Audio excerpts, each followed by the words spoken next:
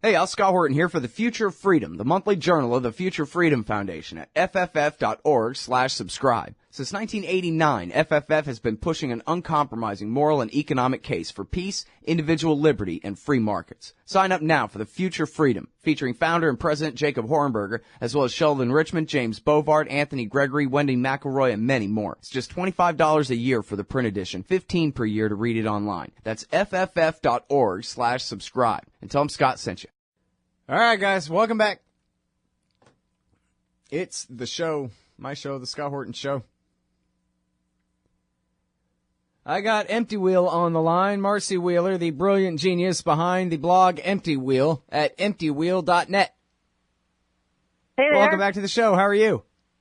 Oh, yesterday was a pretty good day. I'm pretty good.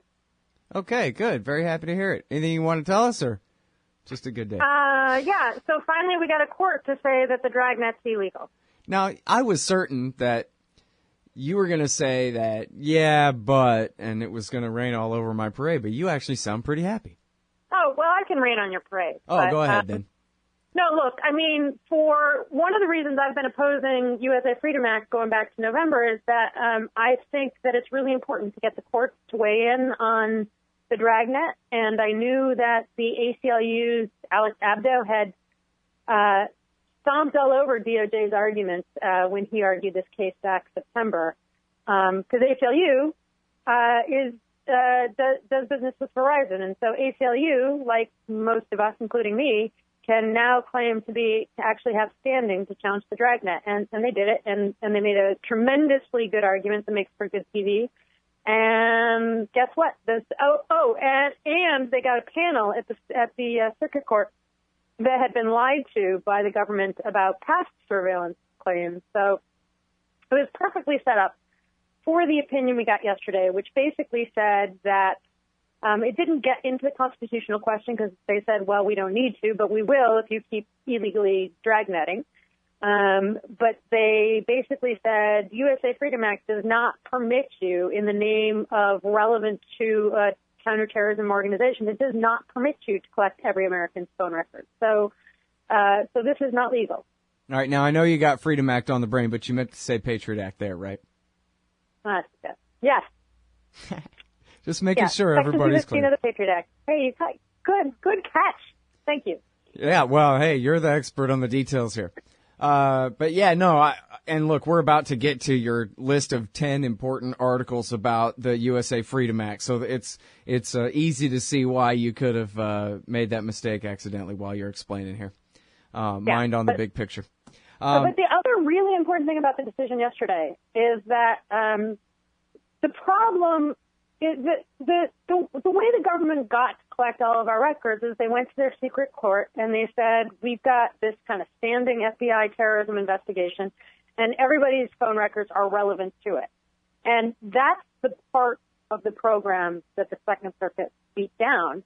And that's really important because that term, relevant to, is what they use to collect all of our internet metadata. It's what the DEA used to collect all of our phone records. So that phrase, relevant to, has become kind of a nuclear bomb that the government wields in secret to be able to surveil all of us.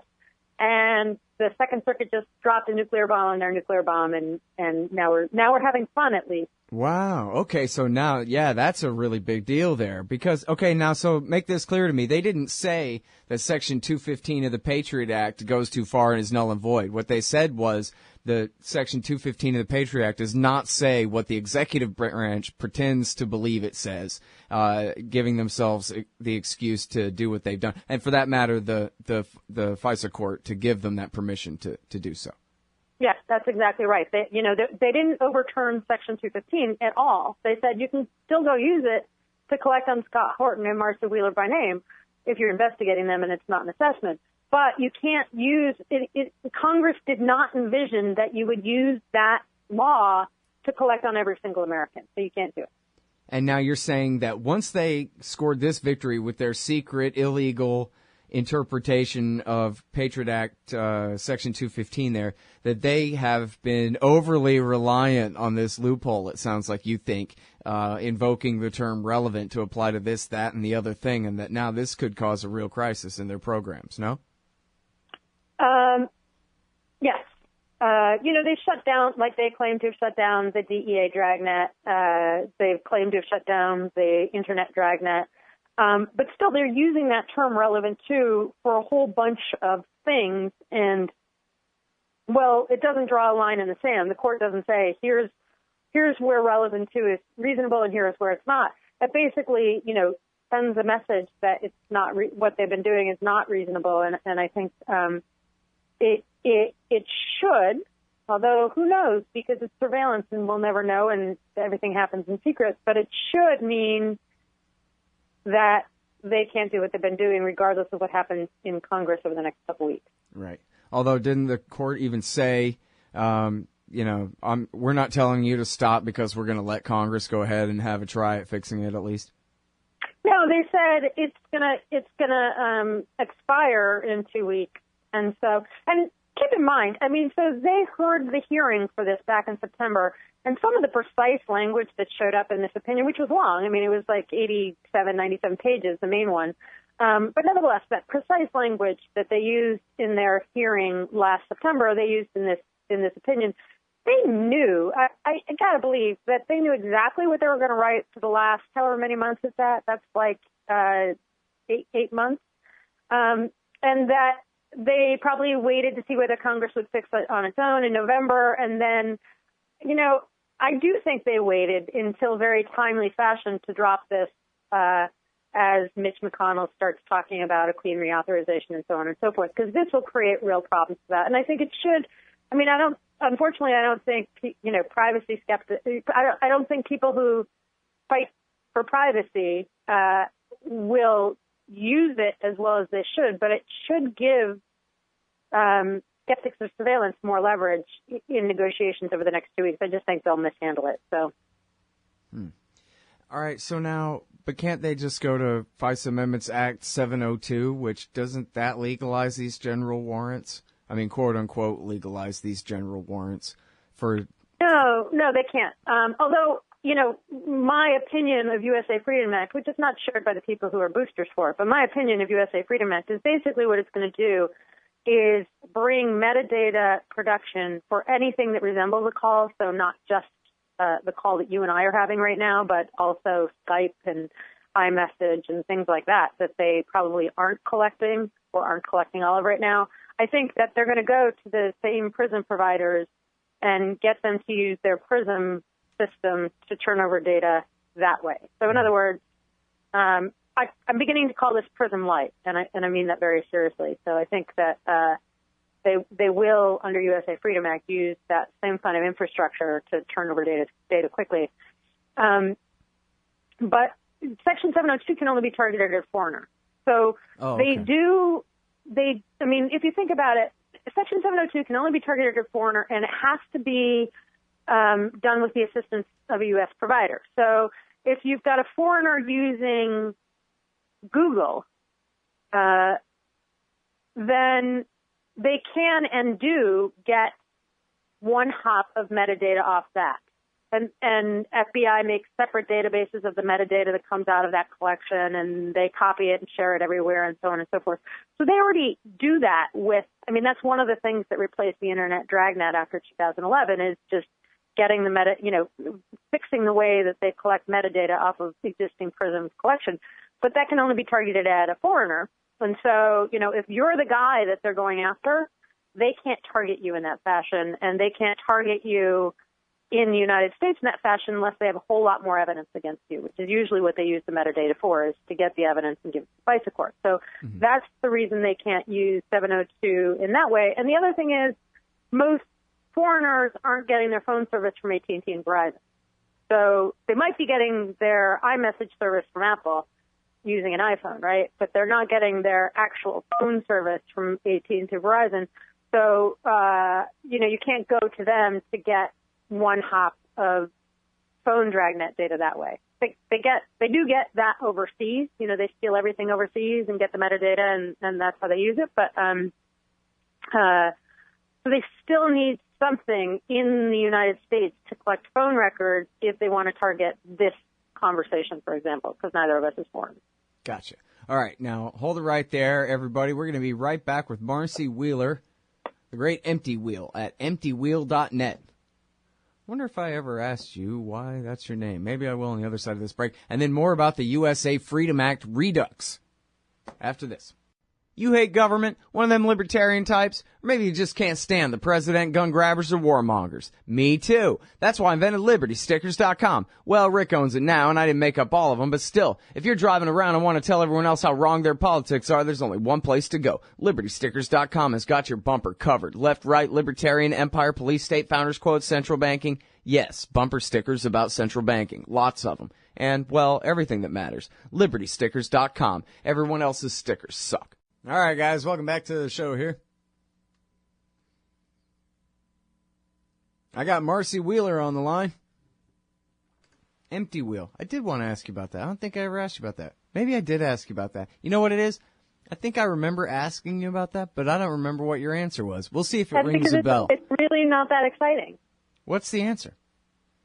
My first initial is M. My middle initial is W. Is T. And my last name is Wheeler. Oh. And so when I first went to University of Michigan, my unique name on email was MT Wheel. I gotcha. That's a cool story. That's a very cool story. And that actually proves that, no, I have not asked you that before because I would have remembered that. See, what's the best about that is everyone thinks Empty Wheel is like really Zen.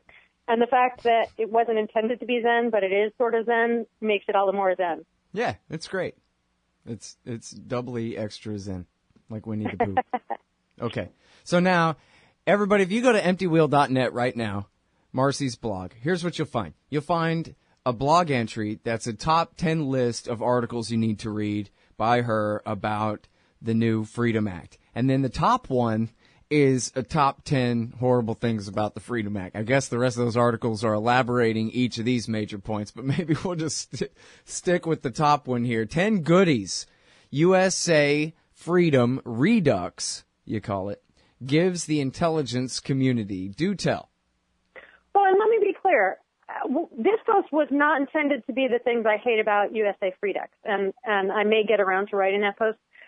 Well, I wrote this post because Mitch McConnell is running around saying, I'm going to do a straight reauthorization of this bill, blah, blah, blah.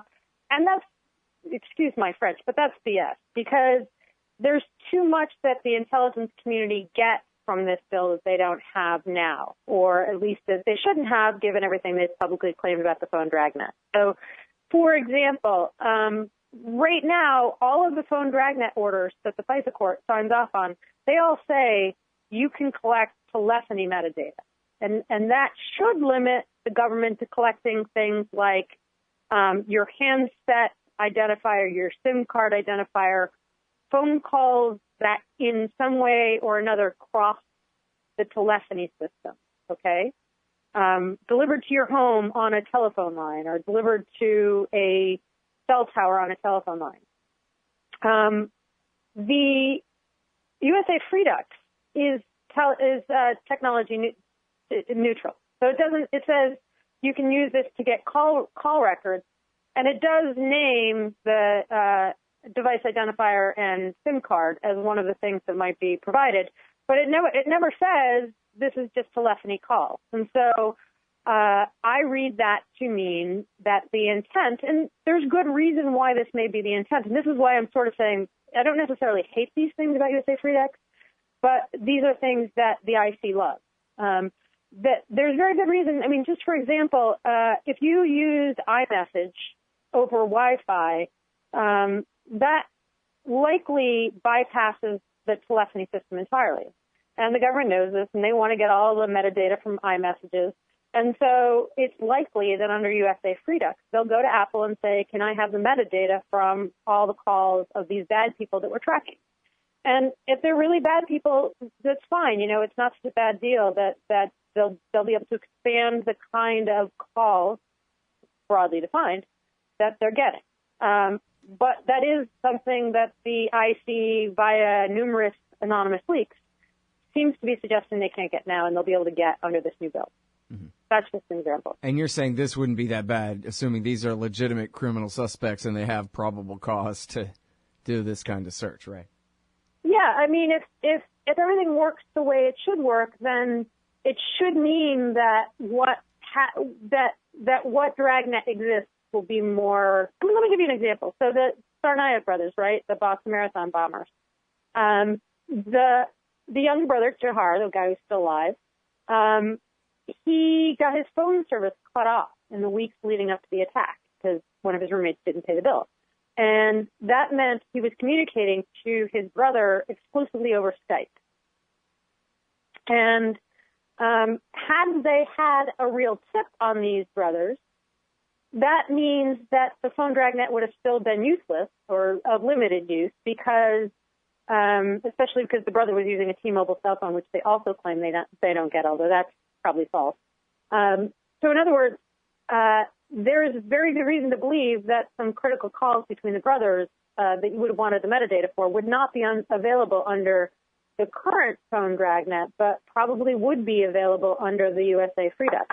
And that's what it's intended to do. So that should be a good thing. Maybe we can save 3 people's lives and, the maiming of hundreds.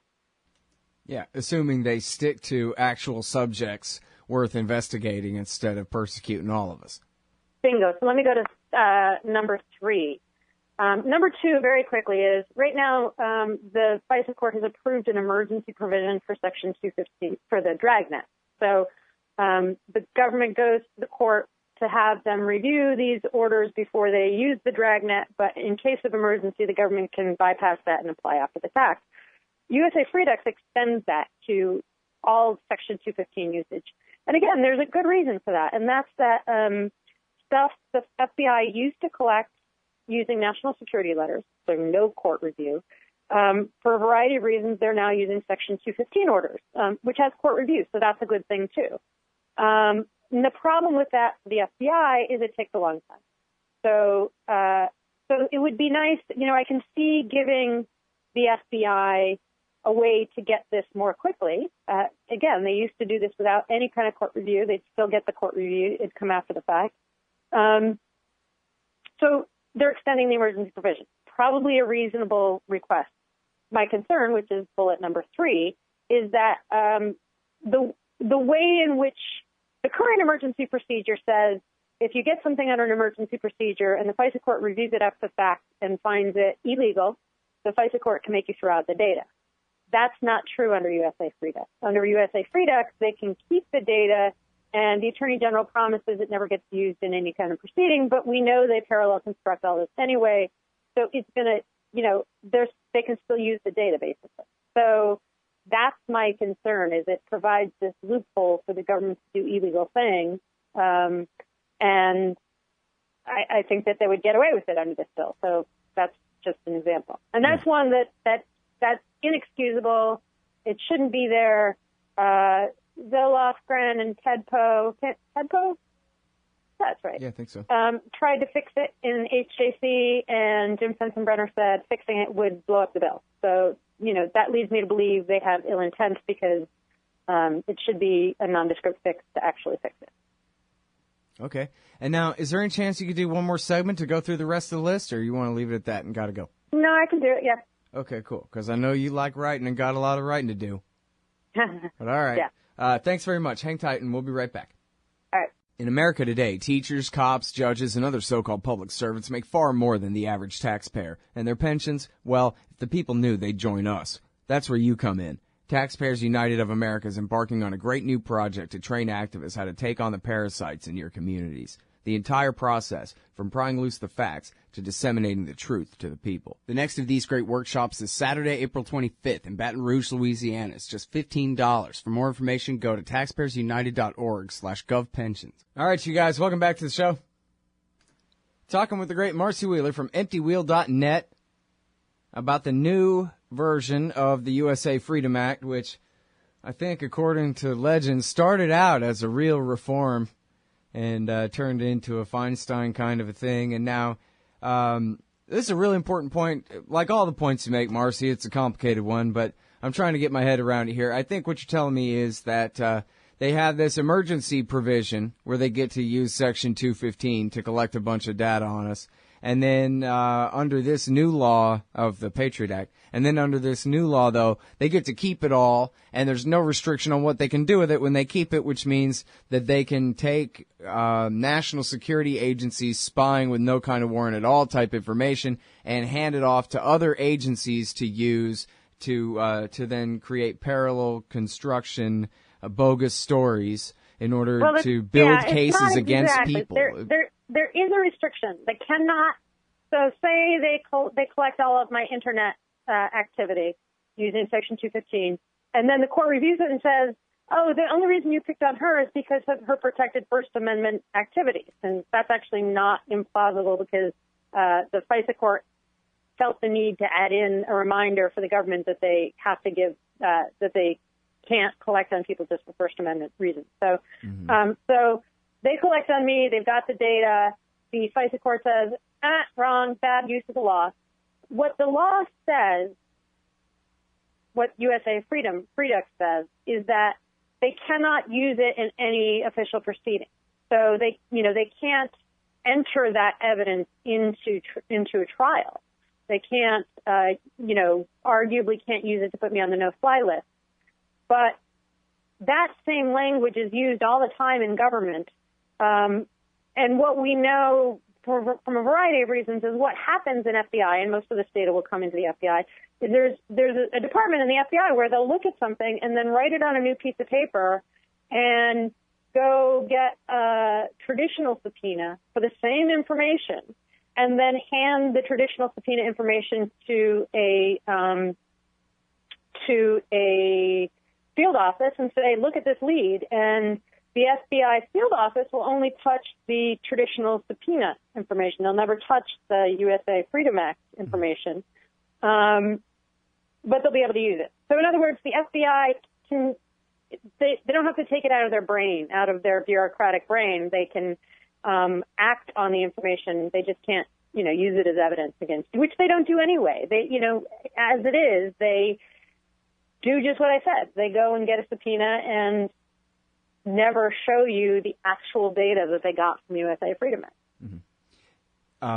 In other words, their rules for spying on you have long been loose enough for them to do all kinds of things to you or collect data on you in all kinds of ways that they can't use against you in court, but it doesn't matter. It still helps them build their case against you anyway. And then they just use other things against you in court when it comes to that. Right, exactly. And now, but isn't this somehow illegal, all this parallel construction? Is that the American way? It's not the American way. I increasingly believe there's some kind of OLC memo that says this is all okay that we don't know about. But it shouldn't be okay. That's not the way the Fourth Amendment is supposed to work.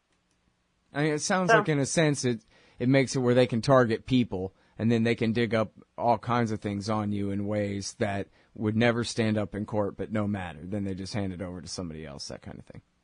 Right. Bingo. Exactly. So in other words, you really are the best example of this, is you're exactly the kind of person that they would try to target to see if they can get something on you, because otherwise you're going to keep writing at emptywheel.net, and they probably hate that. Well, safe to assume. I don't know. I think I don't know. Whatever. Who knows? But the other thing that this bill does, which I'm fairly concerned about, is the way they've written the hops is weird. They haven't written the hops to say you can get one round of phone calls and you can get another round of phone calls. They've said you can get one round of call detail records, and there's some funny stuff in that definition.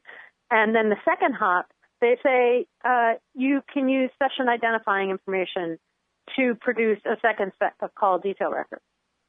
And that suggests, particularly because of the way they've defined session identifying information, that suggests they could use either online activity, because online activity is defined in sessions as well, or they could use things like location. And it's not that the government would get your location data, it's that they would ask, AT&T to use your location data to figure out who you've been meeting with or who you travel with or what have you. And then the government would give that information back to the government just in the form of your travel companion's device identifier. Mm-hmm.